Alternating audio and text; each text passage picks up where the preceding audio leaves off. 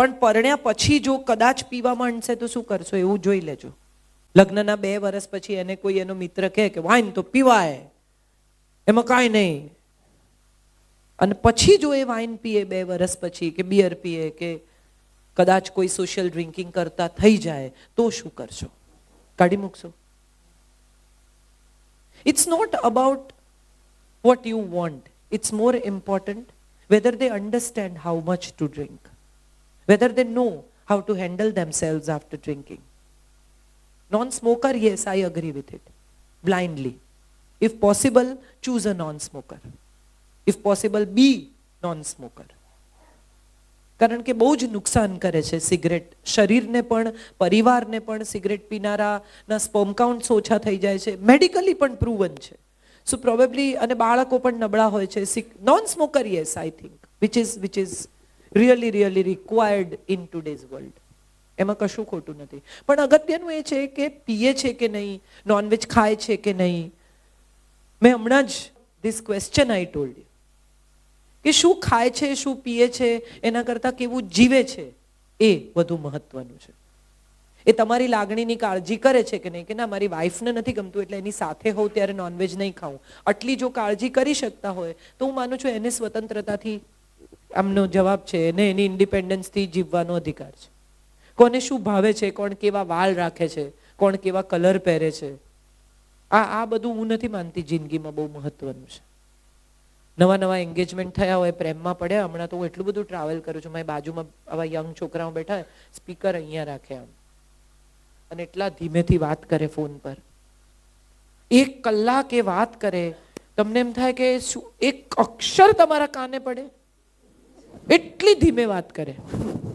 અને પછી લગ્નના 4-5 વર્ષ થઈ જાય ને એવા જ કોઈ યંગ કપલ, મારી બાજુમાં છોકરો બેઠો, એને ફોન ને એર હોસ્ટેસ કે sir please put your phone down, કે ચાલ હવે મુકાવે છે, હવે લવ યુ ચાલ. આટલો ફેર પડે. હું એવું માનું કે પહેલા આવી રીતે વાત કરે ને એનો વાંધો નહીં, લગ્ન પછી સ્પીકર અહીંયા રહેવું જોઈએ અને ધીમેથી વાત થવી જોઈએ. એ ટકી જવું જોઈએ.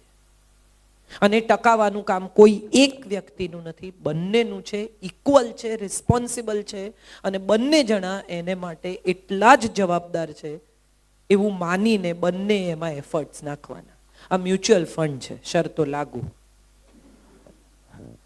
निवेश आग्रह की विमा वस्तु है, आप तय कीजिए आपको जाना है कि नहीं जाना है. एज फैक्टर કેટલું યોગ્ય ડિપેન્ડ્સ.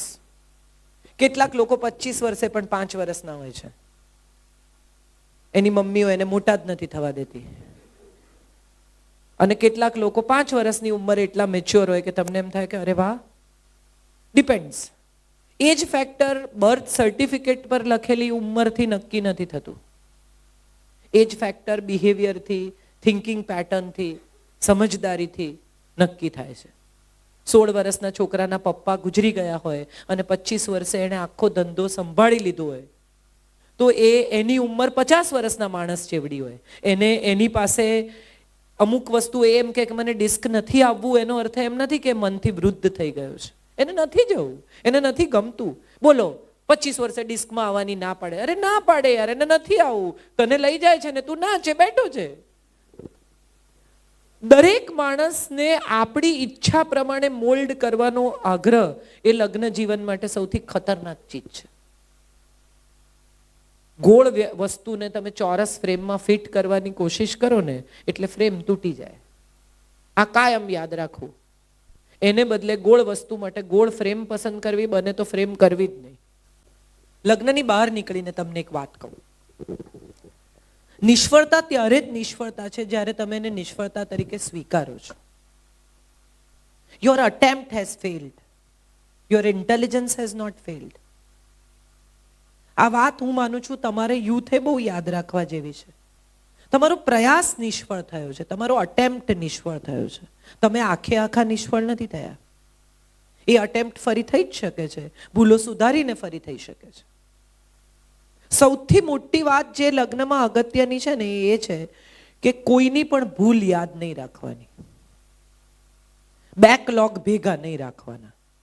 ઝઘડો થાય ત્યારે આપણે ગોવા ગયા હતા ને પછી તે ફલાણું કર્યું તું અને હવે યાદ છે ને તને, ના, હમણાં શું થયું, આજનો પ્રોબ્લેમ શું છે, એટલું જ ડિસ્કસ કરવાનું. If somebody is constantly taunting, sit down with that person and tell that person that I don't like this. Please do not talk to me like this. And then simply ignore that fact. No, it's okay. Perfectly all right. પછી એ વાતને તમે ignore કરી શકો ને તો તમારા જેટલું સુખી કોઈ નથી. તમે દાખલા તરીકે એક બહુ જ એક્સપેન્સિવ ફ્લેટ લીધો, 25 કરોડ, 30 કરોડ, 40 કરોડનો. હવે એના પડોશી એવા આવ્યા કે તમને એમ થયું કે મરી ગયા, તો તમે શું કરશો? 40 કરોડનો ફ્લેટ એના માટે થઈને વેચી કાઢશો? શું કરશો? એને ઇગ્નોર કરશો. સારા પડોશી આવે તો તમારું નસીબ છે, પણ ન આવે દાખલા તરીકે તો તમારું ઘર થોડી તોડી નંખાય.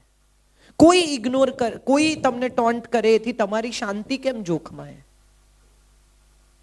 તમારી શાંતિ તમારા કંટ્રોલમાં છે, તમારા ઇમોશન્સ તમારા કંટ્રોલમાં છે. મને ઘણા લોકો એવું કે ગુસ્સો આવી ગયો, એવો કેવો આવી ગયો? તમે બારણા કેમ ખુલ્લા રાખેલા કે આવી ગયો? જો તમારો જ તમારા પોતાના પર કંટ્રોલ નથી તો તમે દુનિયાને કેવી રીતે કંટ્રોલ કરવા નીકળ્યા છો? The first attempt is to control my own emotions and then I control rest of the people. Our problem is we don't control ourselves, we control others. એને આમ ન કરવું જોઈએ, પણ તારે શું કરવું જોઈએ એ વિચાર કર. એ કેમ આવી રીતે બોલે છે એ એનો પ્રોબ્લેમ છે, તું કેવી રીતે બોલે છે એના પર ધ્યાન આપ. અને 4 વાર તમે સારી રીતે વાત કરો તો જગતનો કોઈ પણ માણસ મેલો ડાઉન થયા વગર રહે નહીં. આ મારો અનુભવ છે. એ ટોન્ટ કરે, તમે સામે જવાબ આપો, તમે જવાબ આપો એટલે વળી ટોન્ટ કરે. 3 વખત તમે જવાબ ના આપો, ઝઘડો છે ને મિનિમમ 2 માણસથી જ થઈ શકે. એકલો માણસ ઝઘડી શકે નહીં. આ ફેક્ટ માનો છો? 1 વાર, 2 વાર, 3 વાર તમે સામે જવાબ નહીં આપો, પણ પ્રોબ્લેમ શું છે આપણા બધાનો? Ego problem. હું ચૂપ રહું ને તો હું નબળાવ પુરવાર થઈ જઈશ. હું ચૂપ રહું ને તો આપણે કેમ ચૂપ રહેવાનું? આપણે એનાથી ઓછા છીએ? ના, આમાં ઓછા વધતાનો પ્રશ્ન જ નથી. આમાં તમારી શાંતિનો સવાલ છે. ગુસ્સે થયા પછી કેટલી તકલીફ થાય છે. કોણ એવું છે કે જે મને એમ કે છે કે ઝઘડો થયા પછી મને બહુ સારું લાગ્યું? હાશ.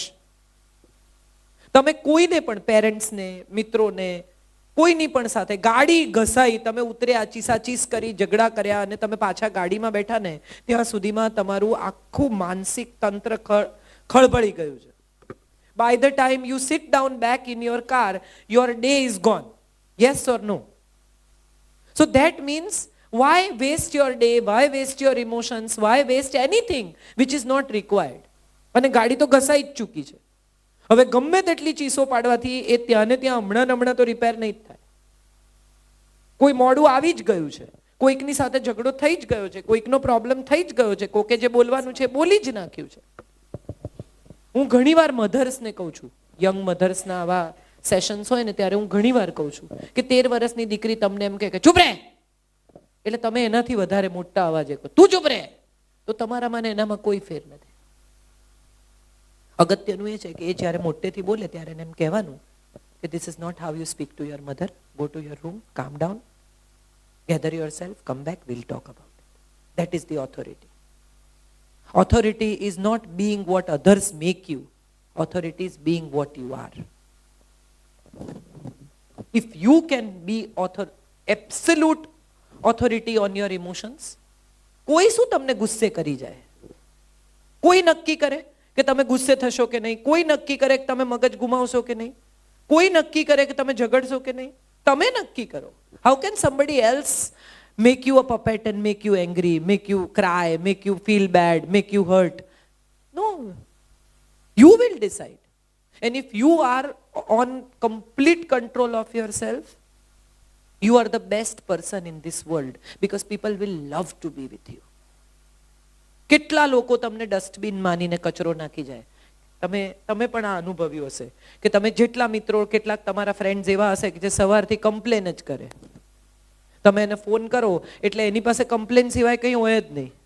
મારા ડેડ આવા છે, મારી મમ્મી આવી છે, આવું થયું, આનું આમ થયું. તમે ડસ્ટબિન નથી. દરેક વખતે એનો કચરો સ્વીકારવો એ તમારી જવાબદારી નથી. એની નેગેટિવિટી એ તમારે ત્યાં આવીને ઉલટી કરી જાય અને પોતા તમારે કરવાના દરરોજ નો, ડોન્ટ ડુ ધેટ. સે નો, કે મારે તમારી સાથે આ નેગેટિવ વાત નથી કરવી. અને same thing goes with your life partner also. દરેક વખતે કમ્પ્લેન તમારે ધીરજથી સાંભળવી જરૂરી નથી. એને એવું કહેવાનું કે આ તે મને કહ્યું છે, મેં સાંભળ્યું છે, મને ખબર છે, હું એ વિશે કંઈક કરીશ. દરેક વખતે સામેની વ્યક્તિનો નેગેટિવ ઇમોશનનો કચરો સ્વીકારી લેવો એ તમારી જવાબદારી નથી. પેશન્ટ હિયરિંગ એ સારી કલા છે, પણ જો તમે ડિટેચ્ડ રહીને સાંભળી શકતા હો તો. જો તમે ઇન્વોલ્વ થઈ જતા હો ને તમને એમ લાગતું હોય કે આ મારા ઉપર પણ અસર કરે છે, તો નહીં સાંભળવાનું, ના પાડવાની કે મારે નથી સાંભળવું. તમે કમ્પ્લેન નાખવાનું ખોખું નથી કે જે આવે તમારામાં કમ્પ્લેન નાખી જાય કે પ્રોબ્લેમ છે. No, don't take it. This is what I have learnt in my life કે ના બસ મને ખબર છે. Stop somebody. જી.